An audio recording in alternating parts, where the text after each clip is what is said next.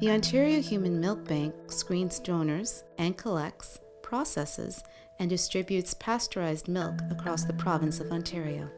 This milk is obtained by prescription for medically fragile babies in Ontario hospitals.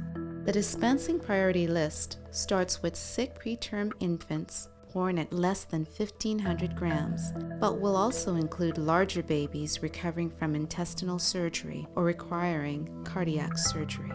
Donor milk is meant to be a supplement to mother's own milk if it is unavailable or limited in volume. Eliminating bacteria and potential viruses through the process of pasteurization allows donor milk to be given to any baby.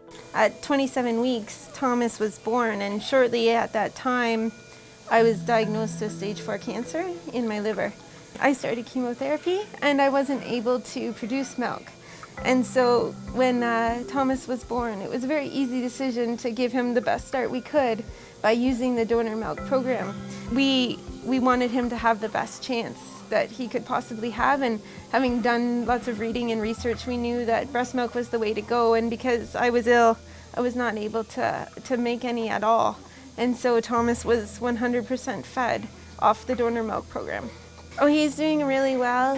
The doctors are very happy with his growth. He's at 37 weeks, almost 37 weeks today, and so he's almost at term. When Thomas was born, he was 1 pound 13 ounces, and he's now 5 pounds. So he's done really, really well. Experiencing just some of the regular ups and downs that preemies have, but overall, he's had a fantastic start here. He's really starting to grow and get big and almost ready to go home. And we truly think it's because he had a great start on the breast milk program, for sure. So my motivation for donating milk is when he was born, he was really sick and he couldn't take breast milk right away. So I was pumping to keep up my supply. And after 5 weeks, he started taking breast milk, but I had quite a bit already stored in the freezer. So I wanted to help the other babies here in the NICU. Donating makes me feel really good. The other babies here in the NICU will be able to have some of the benefits of breast milk that they just can't get from formula. All of our milk is provided by donors in Ontario. Donors are approved after a thorough screening process, which includes a verbal interview and written health questionnaire, consent from the donating mother and the infant's healthcare provider, and finally, a special blood test. We ask donors to commit to donating a minimum of 5 liters or 150 ounces of milk, but hope that they will donate much more. Lactation consultants at the milk bank can assist donors with strategies to increase their milk production to ensure an adequate supply for their own baby with additional milk for donation. Once a donor is approved, she is given comprehensive instructions on hand washing, breast pump cleaning, collecting, and storing her milk, as well as the materials necessary for freezing and shipping to the milk bank. Donors are instructed to write the date the milk is pumped on each collection bag or container and the donor's name or unique donor ID number. Within the Greater Toronto Area, shipping of frozen donor milk is done by a same-day courier service. Outside the GTA, donor milk is shipped using a priority overnight courier. When a donor has the minimum amount of frozen milk in her freezer, she contacts the milk bank to ensure there is freezer space available to receive her milk deposit and arrange for the courier to pick up the frozen milk for delivery to Mount Sinai Hospital in downtown Toronto, where the milk bank is located. The handling and processing of donor milk follows the standards and guidelines set out by the Human Milk Banking Association of North America. The milk bank facilities are kept secure and very clean. A positive pressure airflow gradient helps to keep out airborne contaminants when the door is opened. Everyone entering the milk bank must wear a hospital gown, hair cover, and booties to cover outdoor shoes. The milk bank is regulated and inspected locally by the Toronto Department of Public Health as a food manufacturing facility. The various stages of milk processing take place in sealed rooms where the donor milk follows a one-way path from incoming raw milk to the pasteurized end product. The frozen milk is received from the courier at the milk bank and is inspected for frozen state, condition of the containers, proper identifiers on each bag or container, then placed into bins in one of the milk bank freezers. To maintain a nutritional balance for the finished product, Donor milk is selected for a batch by the date of the birth of the infant and the length of time the milk has been frozen. Milk donated between birth and 6 months of age is extremely valuable for its higher protein and fat content in early infant growth.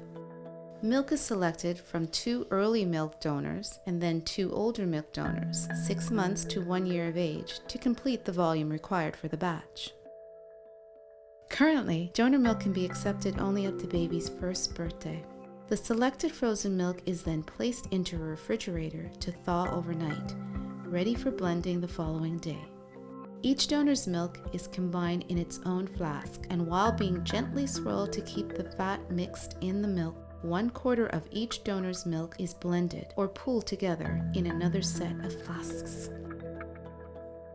Samples from a randomly selected pool flask are withdrawn using a sterile pipette to be sent for pre-pasteurization testing of bacteria levels. The pooled milk is gently swirled and hand-poured into the sterile bottles. A foil seal cap is then applied and hand-tightened. The bottles are then sealed using a heat sealer applied to each bottle cap.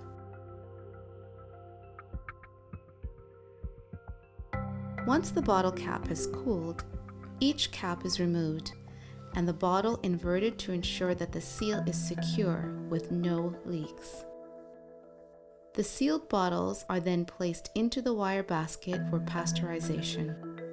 The milk bank uses a fully automatic pasteurizer that will process up to 18 liters of milk in each batch and a maximum of 144 4-ounce bottles. One spot contains a special bottle filled with water and a temperature probe that monitors and enables us to record precise temperature data throughout the pasteurization cycle. We use the Holder technique of pasteurization. Temperature is raised to 62.5 degrees Celsius for 30 minutes, then rapidly cooled to 4 degrees Celsius. This is all done automatically in the pasteurizer, with the entire cycle taking approximately 2.5 hours to complete. Each batch of bottles is then removed from the pasteurizer. The bottles are dried, labeled with the name of the product, batch number, date of expiry, and the keep frozen instruction.